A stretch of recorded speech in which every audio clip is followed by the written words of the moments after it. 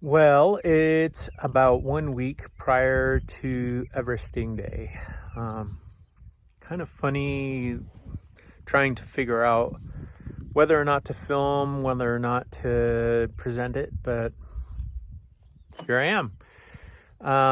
Couple days ago, I did a 61.5 mile half Everesting. Felt surprisingly good afterward. I am now tapering and doing kind of a rest ride. Looking forward to just trying to feel my body kind of recover, rest, and be prepared. It's kind of funny how life, looking back on last year, COVID and my job, and kind of making decisions on what to be and do in the future, and kind of settling into a lot of those ideas. I want very much to have cycling as a part of my life, and being more and more a part of who I am and what I do. And I think this Everesting attempt is, for me, kind of like a culminating want and need to make sure that that it is a big part. Last year, when I did my first Everesting attempt, got up to 10,000 feet, about 60 miles in. I was 12 hours into the ride, and a lot of self-reflection at that moment. And that self-reflection led to me saying, yeah, not worth finishing. It would have put me at about 38 hours of riding. I can be as tough as I want to be, but also know that with every effort, there's a consequence. And at my age, I need to recover and be whole and healthy. And part of that's mental, part of that's physical. And I think I chose well.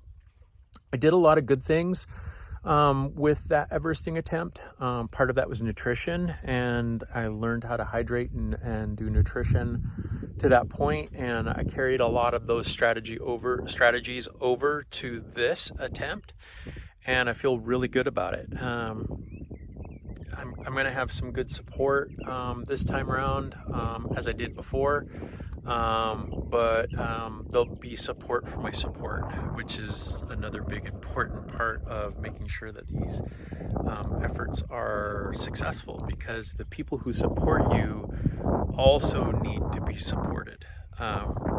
Anyway, looking forward to seeing you on Everesting Day. 2 days to go.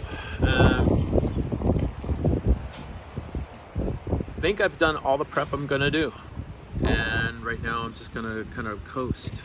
Today is Saturday, and drinking my lukewarm cup of coffee because that's how I like it, and just did a quick walk around on my bike video so people can see what I'm doing as far as what I'm using.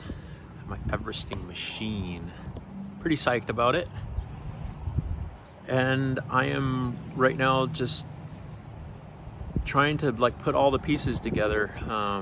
They're all ready to be assembled, and the assembly involves me getting to the bottom of the hill and start pedaling.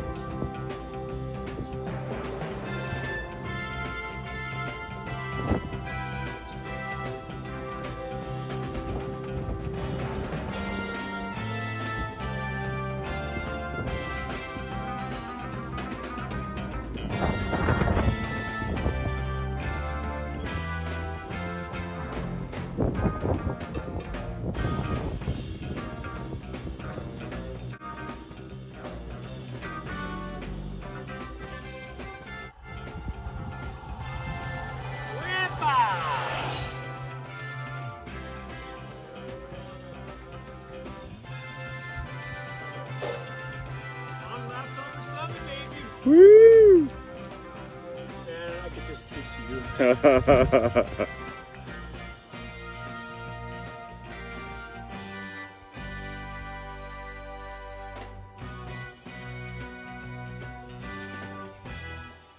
is a beautiful thing. You got this, buddy. Right on. Oh, that's good.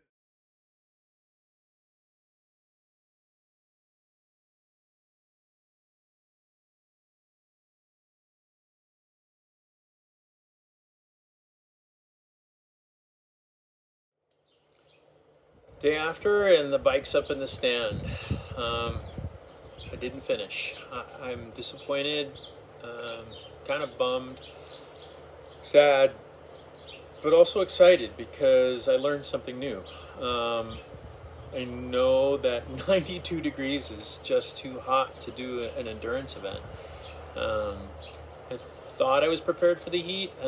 Turns out that I really wasn't that well acclimated to it. I really wasn't well suited for that situation.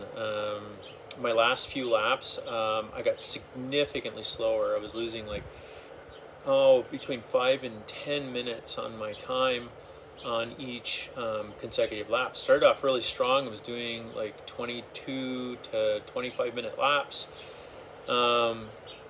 And as the heat came on, I just felt the fatigue, and I calculated about, let's see, 10 laps, half liter per lap, so that's 5 liters plus 2 liters prior to getting handed water bottles. That's 7, almost to 10, between 7 and 10 liters of water I consumed over my effort, and I never peed. I just wasn't hydrated. I thought I was. I wasn't feeling poorly. I definitely was consuming enough calories. I didn't bonk. At least I don't think I did. Wasn't like hungry or feeling like just that typical crash bonk. But I just kept getting slower and slower. I could have gone a little too fast in the beginning and maybe burnt myself out. A little too much energy burn off in the beginning. I was just so excited. But anyway, I had a lot of really great support. I had friends who came up there and really did some amazing work supporting me. On my last couple of laps, it punctured, and we patched it as I was going up, and then had to put in a new patch. Funny story about that patch at the end. And finally I got to a point where I just had to sit down and kind of do a little bit of inventory and decide. I did a half Everest, which was still pretty awesome. Still very proud of that. And when I got to that point, I looked at the clock, looked at my efforts, and just realized that I wasn't going to be able to finish the day. And I had to make a decision of whether or not I was going to push forward after a rest and continue my effort and finish the day, or stop. And so the gods spoke when I changed clothes, got ready to get back on the bike. The heat of the sun, maybe, all of a sudden the patch just let go and the entire rear tire deflated, and it was just kind of that, I don't know, universal sigh of air coming out of that tire, and a sigh of relief from me, and just making that decision that I was going to stop. And boy, it was fun. I think I'm going to do it again, just because I'm just stubborn that way. I think I can do it. Maybe a little more training, a little bit more work on picking a better day, and thinking maybe this fall, when the temperatures are a little more stable, a little bit more dependable. Of course, the weather is the weather, and you can't always predict it. So I think that's what happened to me this time around. 92 degrees was just too much for me, and heat fatigue. I don't think I had heat stroke, but I didn't want to push it that way. I feel good right now. Anyway, so that's the adventure so far, and I look forward to giving it a go again. See how the future holds.